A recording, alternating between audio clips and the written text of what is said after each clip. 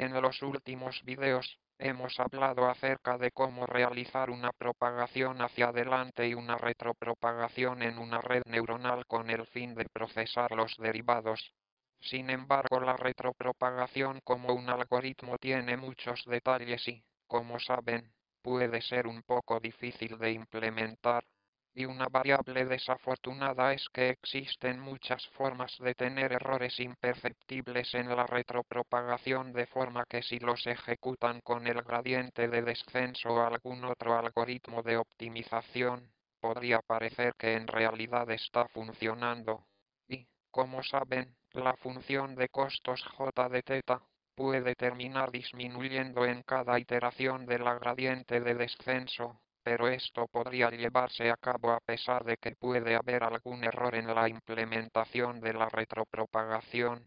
Así que parece que j de θ está disminuyendo, sin embargo podrían terminar con una red neuronal que tiene un nivel más alto de errores de lo que tendrían con una implementación libre de errores y simplemente no sabrían que este error imperceptible estuvo ocasionándoles este desempeño.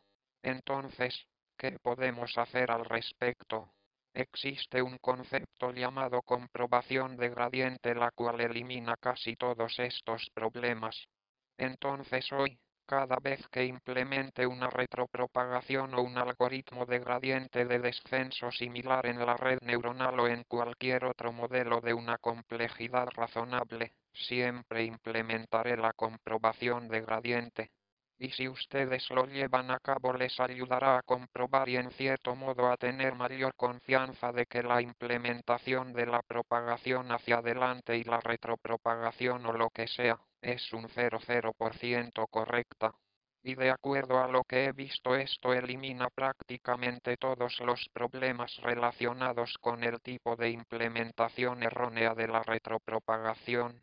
Y en los videos anteriores, en cierta forma les pido que tengan confianza en que las fórmulas que les he dado para procesar los deltas, y las d, y así sucesivamente, les pido que tengan confianza en que aquellas realmente procesan las gradientes de la función de costos, pero una vez que ustedes implementan la comprobación de la gradiente numérica, que es el tema de este video, podrán ser capaces de verificar por sí mismos que el código que escriban en efecto está procesando la derivada de la función de costos de j.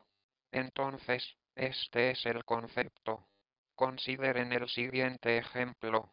Supongan que tengo la función j de θ y tengo algún valor θ, y para este ejemplo voy a asumir que θ es solo un número real. Y digamos que deseo calcular la derivada de esta función en este punto. Y así la derivada es, como saben, igual a la pendiente de ese tipo de línea de la tangente. Así es como voy a aproximar en forma numérica la derivada, o más bien este es un procedimiento para aproximar en forma numérica la derivada. Voy a procesar θ más epsilon de forma que el valor está un poco a la derecha. Y vamos a procesar θ menos epsilon. Y observen estos dos puntos y conéctenlos por medio de una línea recta.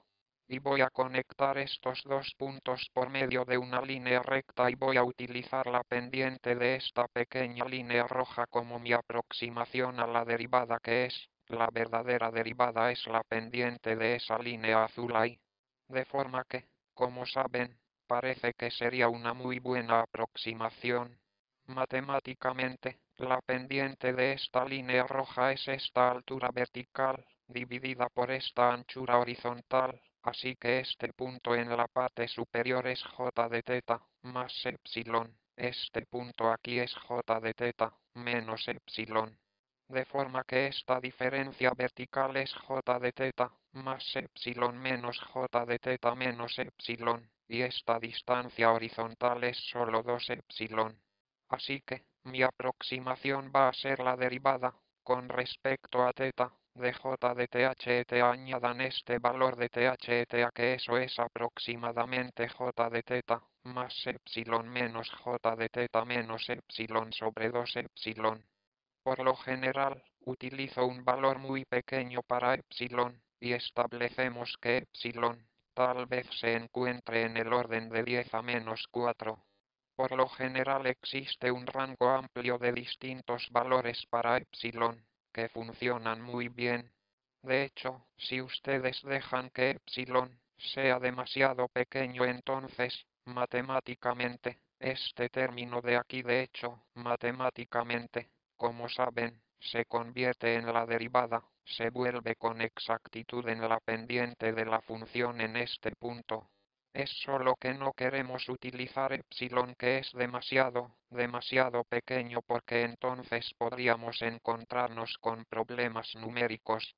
Entonces, como saben, por lo general utilizo epsilon, alrededor de 10 a menos 4, digamos. Y por cierto que algunos de ustedes pueden haber visto una fórmula alternativa para estimar la derivada, que es esta fórmula. La que se encuentra en el lado derecho se llama de diferencia unilateral, mientras que la fórmula de la izquierda se llama de diferencia bilateral. La diferencia bilateral nos proporciona una estimación ligeramente más precisa, de forma que por lo general utilizo esa en lugar de solo esta estimación de diferencia unilateral. Así, en concreto, lo que implementan en Octava es la implementación de lo siguiente. Implementan el proceso de aproximación de la gradiente, que va a ser tan solo una aproximación a la derivada, como saben, en esta fórmula. J de teta más epsilon menos j de teta menos epsilon dividido por 2 veces epsilon. Y esto nos proporcionará una estimación numérica de la gradiente en ese punto. Y en este ejemplo parece ser una estimación bastante buena. Ahora, en la diapositiva anterior consideramos el caso de cuando θ es un número real. Ahora veamos un caso más general donde θ es un parámetro vector. Así que digamos que θ es una ni pudiera ser una versión irreal de los parámetros de nuestra red neuronal. De modo que θ es un vector que tiene n elementos, θ1 hasta θn.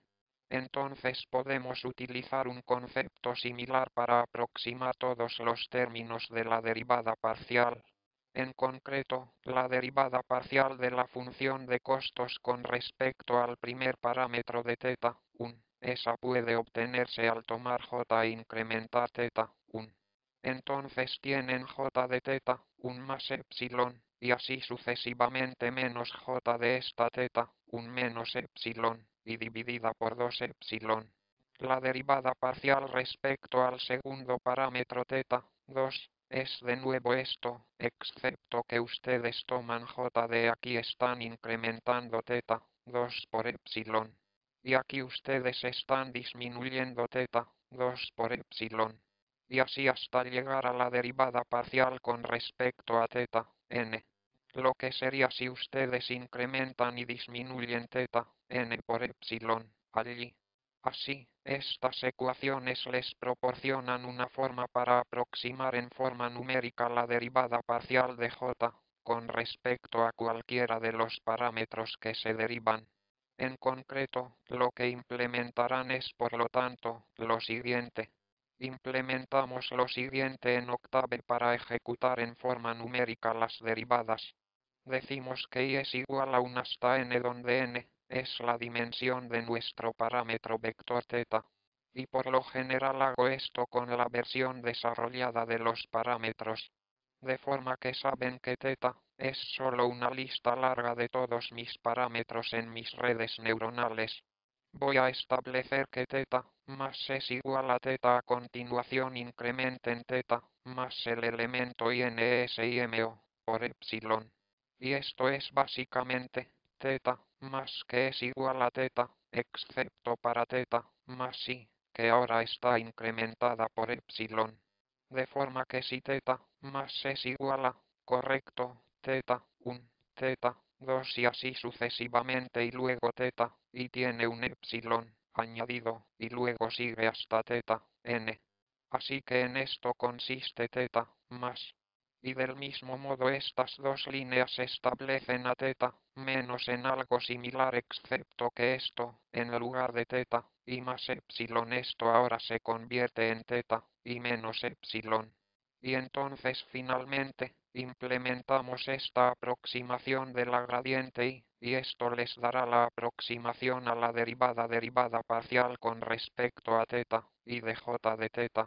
Y la forma en que utilizamos esto en nuestra complementación de la red neuronal es que queremos poner en práctica esto, implementar estos 4 bucles para procesar, como saben, la derivada parcial de la función de costos con respecto a cada parámetro en nuestra red. Y podemos tomar el gradiente que obtuvimos de la retropropagación. Así, los vectores Beck fueron las derivadas que obtuvimos de la retropropagación. Correcto, así la retropropagación fue una forma relativamente eficiente para procesar las derivadas o las derivadas parciales de una función de costos con respecto a todos nuestros parámetros. Y lo que por lo general hago es que tomo mi derivada procesada en forma numérica, que es esta aproximación de la gradiente que acabamos de obtener de aquí arriba y nos aseguramos de que esa sea igual o aproximadamente igual a, como saben, a los valores pequeños del redondeo numérico que están bastante cercanos a los vectores Beck que obtuve de la retropropagación.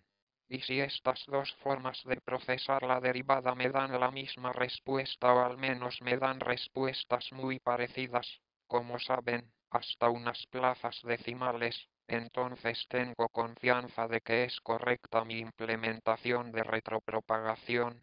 Y cuando conecto estos vectores Beck a la gradiente de descenso o a algún algoritmo de optimización avanzada, puedo entonces estar mucho más seguro de que estoy calculando las derivadas correctamente y por lo tanto, con suerte mis códigos funcionarán correctamente y harán un buen trabajo optimizando j de θ. Finalmente, deseo resumir todo y decirles cómo implementar esta comprobación de la gradiente numérica. Esto es lo que suelo hacer. La primera cosa que hago es implementar la retropropagación para procesar los defectos. También, este es un procedimiento del cual hablamos en un video anterior para procesar el Beck que puede ser nuestra versión desarrollada de estas matrices. Entonces lo que hago es implementar una comprobación de la gradiente numérica para calcular la aproximación de la gradiente. Así que esto es lo que he descrito antes en este video, en la diapositiva anterior. Después deberán asegurarse de que el Beck y la aproximación de la gradiente den valores similares, como ya saben, digamos que hasta unos cuantas plazas decimales. Y finalmente, y este es el paso importante, entre más empiecen a utilizar su código para el aprendizaje, para entrenar en serio su red, es importante desactivar la comprobación de gradiente. Y para no procesar ya esta aproximación de la gradiente utilizando las fórmulas de las derivadas numéricas de las que hablamos anteriormente en este video. Y la razón de esto es que el código numérico, el código de la comprobación de gradiente, las cosas de las que hablamos en este video es muy caro computacionalmente. Esa es una forma muy lenta de tratar de aproximar la derivada. En contraste con el algoritmo de retropropagación del que hablamos antes, que es de lo que hemos hablado antes para procesar, como saben, de 1, de 2, de 3 o para Beck. La retropropagación es una forma mucho más eficiente computacionalmente de procesar las derivadas. De forma que una vez que hayan verificado que la implementación de su retropropagación es correcta, deberán desconectar la comprobación de la gradiente y solo dejar de utilizarla. Solo para recapitular, deberán estar seguros de deshabilitar el código de comprobación de la gradiente antes de ejecutar su algoritmo para muchas iteraciones de la gradiente de descenso, o para muchas iteraciones de los algoritmos de optimización avanzada con el fin de entrenar su clasificador. Específicamente, si fueran a ejecutar la comprobación de la gradiente numérica en cada iteración de la gradiente de descenso, o si estuvieran en el bucle interno de la función de costos, entonces el código sería muy lento. porque el código de la comprobación de la gradiente numérica es mucho más lento que el algoritmo de retropropagación, que el método de retropropagación donde, si recuerdan, estuvimos procesando delta 4, delta 2, delta 2 y así sucesivamente. Ese fue el algoritmo de retropropagación. Esa es una forma mucho más rápida de procesar las derivadas de la comprobación de la gradiente. Entonces, cuando estén listos, una vez que han verificado que la implementación de la retropropagación es correcta, asegúrense de desactivar o deshabilitar el código de comprobación de la gradiente mientras entrenan su algoritmo, o de lo contrario el código funcionará de manera muy lenta. Entonces así es como obtienen las gradientes en forma numérica y así es como ustedes pueden verificar que la implementación de la retropropagación es correcta. Cuando implemento la retropropagación o un algoritmo de gradiente de descenso similar para un modelo complicado, siempre utilizo la comprobación de gradiente. Esto realmente me ayuda a estar seguro de que mi código es correcto,